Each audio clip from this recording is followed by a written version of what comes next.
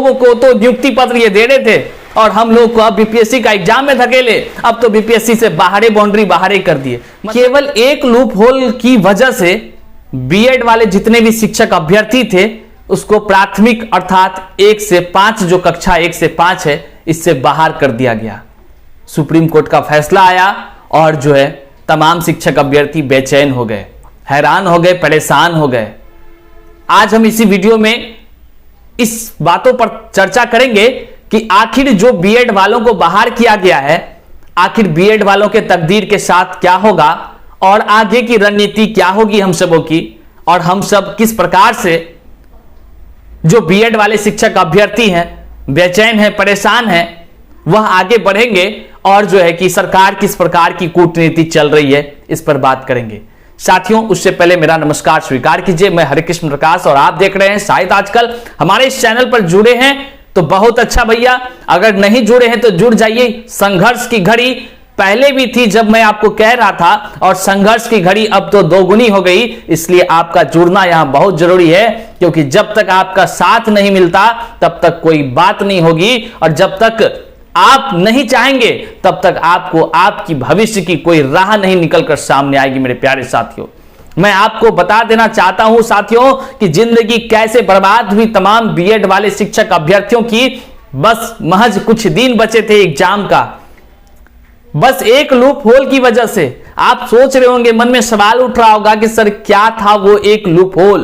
तो मेरे प्यारे साथियों, आपको बता देना चाहता हूं 2018 में एनसीटीई के गाइडलाइंस के अनुसार जो है कि गजट में साफ शब्दों में कहा गया था जो भी बीएड के शिक्षक अभ्यर्थी होंगे वे कक्षा 1 से 5 में शिक्षक बन सकते हैं, लेकिन उसको 6 महीना का ब्रिज कोर्स करना होगा। इस माध्यम से बातें निकल कर आई और जो है कि तमाम शिक्षक अभ्यर्थी विगत दिनों में शिक्षक भी बन गए। छठा चरण में आपने देखा होगा, लेकिन अब उस छठे चरण के शिक्षक अभ्यर्थियों का क्या होगा? ऐसे तमाम शिक्षक अभ्यर्थी जिन्होंने लाखों रुपए खर्च किए, अपने मां बाप के गहरे कमाई को खर्च किया, क्या उसके जीवन को बर्बाद होने हम लोग दे सकते हैं? क्या हम लोग चुप बैठ सकते हैं? कदापि नहीं साथियों, कदापि नहीं। हम लोगों ने अपने खून पसीना बहा करके एक एक रुपया जमा करके हम लोगों ने बीएड किया, सीटेट पास किया, 2-2 बार पास किया। सरकार की कूटनीति देखिए, उन्होंने साफ शब्दों में वहां लिखा था 2018 के गजट में कि जो बीएड के शिक्षक अभ्यर्थी हैं वह भी प्राथमिकी में बहाली ले सकते हैं, लेकिन उसको ब्रिज कोर्स करना होगा। लूप होल बस वही था साथियों कि ब्रिज कोर्स आज तक बना ही नहीं। और सुप्रीम कोर्ट तो आप जान ही रहे हैं कि उनके अलावा किसी की नहीं चलती है। उन्होंने जब फैसला सुना दिया सो सुना दिया, सबको मानना ही होगा। मैं भी मान रहा हूं, स्वागत कर रहा हूं उनके फैसले का, लेकिन उस फैसले से जो दर्द निकलकर सामने आई है सुप्रीम कोर्ट को उस पर भी सोचना पड़ेगा। मेरे प्यारे साथियों, तमाम शिक्षक अभ्यर्थियों के लिए उनको भी सोचना पड़ेगा, क्योंकि हम सभी शिक्षक अभ्यर्थियों का क्या दोष है, आखिर हम सभी की तकदीर का क्या होगा, आज उनको सोचना होगा मेरे प्यारे साथियों। और यहां पर जिस प्रकार से कूटनीति अपनाई जा रही है, इस कूटनीति के शिकार तमाम शिक्षक अभ्यर्थी हो रहे हैं। डीएलएड वालों की जीत हुई है, चलिए उनको बधाई, आप संघर्ष के दौर में जीत गए। लेकिन आप याद रखिए कि आपके साथ संघर्ष कर रहे केवल आप ही नहीं थे, बल्कि तमाम शिक्षक अभ्यर्थी भी थे। आपकी लड़ाई बीएड वालों से थी, लेकिन वो कानूनी लड़ाई थी, भौतिक लड़ाई नहीं थी मेरे प्यारे साथियों। इसलिए भौतिक लड़ाई में एक दूसरे के साथ नहीं लड़े, स्नेह का भाव अपनाएं, सर्वोच्च न्यायालय ने जो कहा है। लेकिन हर चीज का 2 पहलू होता है, उस पहलू पर हम लोग काम करेंगे। हम लोग अपनी तकदीर को बर्बाद होने नहीं दे सकते हैं, उस मां बाप के सपनों को नहीं तोड़ सकते हैं, उस बहनों के जो उन्होंने ख्वाब सजा रखी हैं उनके ख्वाबों को नहीं तोड़ सकते हैं। अपनी तकदीर को भी बनाने के लिए हम पीछे नहीं हो सकते हैं प्यारे साथियों। जिस तरह हमारा टोटल बिहार के जितने ही नहीं, बिहार ही नहीं बल्कि पूरे देश के शिक्षक अभ्यर्थी जो बीएड वाले शिक्षक अभ्यर्थी थे, वो जो प्राथमिकी के लिए विगत कहीं कहीं अलग अलग जगहों में कहीं पे नौकरी भी कर लिए, कहीं पे नौकरी करने वाले हैं। हम लोगों का तो आप देख ही रहे हैं कि यहां पर बीपीएससी की एग्जाम होनी है। आज हो गया आपको 12 तारीख और जो है कि 24 तारीख को एग्जाम है। सोचिए कितने से दिन में क्या से क्या हो गया है। अब एक कूटनीति चली जा रही है सरकार के द्वारा। जब हमारी टीम के लोग वहां गए, बातचीत किए, तो वो कुछ भी कहने से कतरा रहे हैं। कतरा इसलिए रहे क्योंकि वो जानते हैं कि जैसे ही खुलेआम कह देंगे कि अब बीपीएससी शिक्षक बहाली से बीएड वालों को अब मौका नहीं मिलेगा, वो नहीं दे सकेंगे परीक्षा, तो बस सोचिए हो जाएगा खेला और तमाम शिक्षक अभ्यर्थी उग्र हो सकते हैं। इस तरह की नीति को वो सोच समझ करके कुछ नहीं बोल रहे हैं। आज के अखबारों में भी उन्होंने क्या कहा है, समझिए बात को।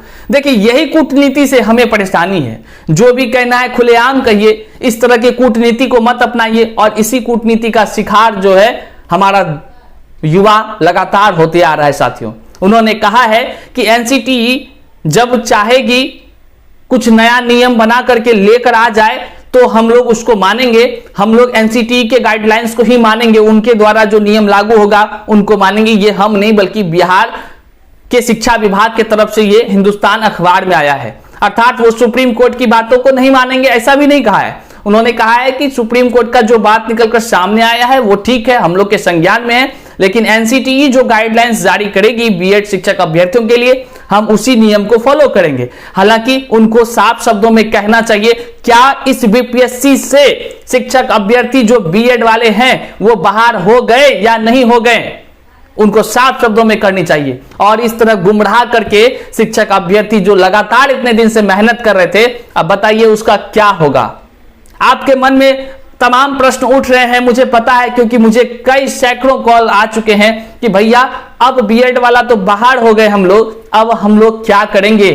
मेरे प्यारे साथियों, हम लोग अब क्या करेंगे का जवाब यही है साथियों कि आपको एकजुट होना होगा। आप इस चैनल को देख रहे हैं तो आप सब्सक्राइब करके जुड़ जाइए, क्योंकि तमाम तरह से आपको अपडेट दूंगा, तभी तो आप हमारे साथ हो पाएंगे। हम सभी एकजुट होकर के दिल्ली तक जाना पड़े तो दिल्ली तक जाएंगे साथियों, चुप नहीं बैठेंगे। क्या आप अपने भविष्य को बर्बाद होते देख सकते हैं?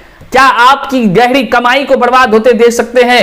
क्या आपने माता पिता के सपनों को बर्बाद होते आप देख सकते हैं? बर्दाश्त नहीं होगा। यह युवाओं का देश है और युवाओं के हित में जो फैसला नहीं है, उस फैसले को हम लोग संघर्ष करके अपने हक के लिए, अपने लड़ाई के लिए, जो हमारी लड़ाई किसी व्यक्तिगत रूप से नहीं है, हमारी लड़ाई जो है कि हम एक बीएड पास है, सीटेट दो बार क्वालिफाई हैं, तो हमारा हक बनता है कि हमको शिक्षक बनना है, तो हमको शिक्षक बनाइए। और शिक्षक बनाने के लिए अब आपको क्या करना होगा ये आप सोचिएगा। मैं इस सरकार से कह देना चाहता हूं, हमारी क्या मजबूरी है, हमारी क्या कमजोरी है, आप हमको बताइए।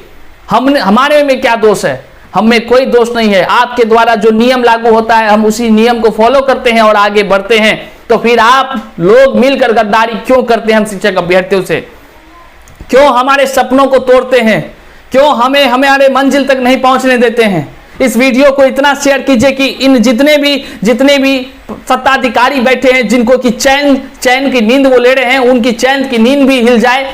ऐसे तमाम लोगों को सबक सिखाने की जरूरत है, ऐसे सबक जो कि युवाओं के साथ ये लोग कभी जो है कि धोखा नहीं दे। हम लोगों को तो नियुक्ति पत्र ये दे रहे थे और हम लोग को अब बीपीएससी का एग्जाम में धकेले, अब तो बीपीएससी से बाहर बाउंड्री बाहर कर दिए। मतलब कि बीपीएससी एग्जाम में बैठने से पहले हमें फेल कर दिया गया साथियों। बताइए इस तरह की कूटनीति। और हमारे बिहार में तो बाहर है भैया, पूरे देश के लोग आकर परीक्षा देंगे, लेकिन हम लोग अपने ही घर में नहीं शामिल हो सकते हैं। आश्चर्यचकित कर देता है ऐसा सब नियम इन लोगों का जो बिना तर्कों के आधार पर होता है। अब मुद्दा है कि आखिर हम लोग क्या करेंगे। दोस्तों, हम लोग अब नहीं, इससे पहले भी हम कक्षा 6 से 8 के लिए लगातार संघर्ष कर रहे हैं। जो मामला कोर्ट में भी है हमारे तरफ से कोर्ट में मामला है कक्षा 6 से 8 के रिक्ति को लेकर के कि सीट अविलंब दे। हाईकोर्ट में हमारा केस चल रहा है, जल्द ही उसकी हियरिंग होगी, मैं आपको जानकारी दूंगा। और साथियों, अब जरूरत सिर्फ मेरी नहीं बल्कि तमाम शिक्षक अभ्यर्थियों की है कि बीएड वाले शिक्षक अभ्यर्थी मिलकर के संघर्ष करें और कक्षा 6 से 8 में मौका पाने के लिए सरकार को ये बताए कि आखिर हमारे तकदीर का क्या होगा। आप हमको अगर 6 to 8 में मौका नहीं देंगे बैठने का, आप अगर प्रमोशन से भरेंगे तो क्या हम कटोरा लेके भीख मांगेंगे रास्ता पर? आपको उसको बतानी होगी। आप प्रत्येक व्यक्ति को मैं कह देना चाहता हूं, यदि आप बुज़दिल नहीं है, यदि आप एक शिक्षक अभ्यर्थी हैं, तो आपके अंदर के जो जुनून है उसको दिखाना होगा, आपके अंदर जो व्यक्तित्व है उसको निखार लाकर सामने बताना होगा कि आप एक संघर्षशील शिक्षक अभ्यर्थी हैं। आप संघर्षशील हैं तभी आपको न्याय मिलेगा, अन्यथा घर बैठकर चुप रहने वाले को कभी कुछ ना मिला है ना मिलेगा। मेरे प्यारे साथियों, आप हमारे संघर्ष के साथ संघर्ष करना चाहते हैं, हम सभी, चूंकि हम सभी एक होकर संघर्ष करना चाह रहे हैं और पहले से भी करते रहे, तो संघर्ष के साथ ही आप भी बने। मेरे प्यारे साथियों, आप चैनल से जुड़ जाएं, जैसे ही कोई खबर हम आपको देंगे आप तक पहुंचे, तभी आप जो है कि हमारे साथ संघर्ष करने के लिए तैयार हो जाएंगे। प्यारे साथियों, आने वाले जल्द ही 1 से 2 दिन में हम लोग बड़ा स्टेप लेने जा रहे हैं और जरूरत पड़ा तो दिल्ली तक जाने का काम करेंगे हम लोग, लेकिन तमाम शिक्षक अभ्यर्थियों के भविष्य को बर्बाद होने नहीं दे सकते। प्यारे साथियों, क्या क्या नहीं हमारे साथियों ने सपना देखा था। यह ऐसा प्रतीत होता है जैसे हम सभी का तो जिंदगी ही बर्बाद करके इन्होंने रख दिया है। आश्चर्यचकित करता है कि एक झटके में तमाम शिक्षक अभ्यर्थियों के बीच कोलाहल का विषय बन गया और तमाम शिक्षक अभ्यर्थियों का जिंदगी बर्बाद हो गया। मेरी बात कई लोगों से हो रही है, आज भी सुबह मेरी बात बड़े बड़े लोगों से हुई है। उन्होंने कहा है कि बस कुछ समय का इंतजार कीजिए सर, बहुत बड़ा चीज हम लोग सोच रहे हैं और जो भी अपडेट होगा हम बताएंगे साथियों। साथ ही साथ मैं अभी अंतिम रूप से फिर एक बता देना चाहता हूं कि आप जो है निश्चित तौर से इस बात को जान लीजिए कि यह परीक्षा रुकेगी ही रुकेगी। यह जो बीपीएससी की परीक्षा है रुकेगी। और कहां गए वे सभी लोग, वे सभी लोग कहां गए पदाधिकारी जो ट्विटर पर खाली ट्वीट करके नोटिस देते हैं कि आज ये फलाना, आज ये फलाना, कहां गए? मुंह से कुछ बोल ही नहीं निकल रहा है। ऐसे तमाम लोगों का आप समझ ही गए होंगे ट्विटर वाले कौन है, कौन है ट्विटर वाले। सबका इलाज करेंगे, सबका इलाज एकदम एकदम कानूनी रूप से इलाज होगा। प्यारे साथियों, जितने जिंदगी को बर्बाद करने का रूप हम लोगों को बर्बाद करने का साजिश रचा है। कक्षा 6 से 8 में सीट नहीं दिया, एस्टेट निकाला तो एपियरिंग जो है कि अब वहां पे देखिए क्या लफड़ा है। एस्टेट निकाला तो एस्टेट में जो पीजी कर रहे हैं छात्र, वो पीजी कर रहे हैं जिनका मान लीजिए कि बीएड हो करके पीजी कर रहे हैं, वो तो पीजी कंप्लीट वाले को वो लेने की बात कहा है। मतलब पीजी अभी उनका नहीं हुआ है तो वो पूरा नहीं भर सकते हैं। अब कब आएगा स्टेट भैया? आश्चर्यचकित कर रहा है। जो बीएड में एपियरिंग मान लीजिए पीजी करके बीएड में आया है, बीएड एपियरिंग है, अब भैया उसको एलिजिबल नहीं करेगा तो बताइए कब आएगा फिर इसका स्टेट? खुद का तो ठिकाना है नहीं। तो मेरे प्यारे साथियों, अब मैं यही बोलना चाह रहा हूं, आप जल्द से जल्द इस चैनल से जुड़ जाएं। नीचे डिस्क्रिप्शन बॉक्स में हमारा व्हाट्सएप लिंक है, आप वहां से जुड़ जाएं और तमाम अपडेट से रूबरू होने के लिए आप बने रहे हमारे साथ। मिलते हैं नए जानकारी के साथ। बहुत बहुत आभार, शुक्रिया, प्रणाम। तमाम साथियों तक इसको शेयर कर दीजिए ताकि ज्यादा से ज्यादा संख्या में लोग एकत्रित हो सके और संघर्ष करने को तैयार हो सके। जय हिंद।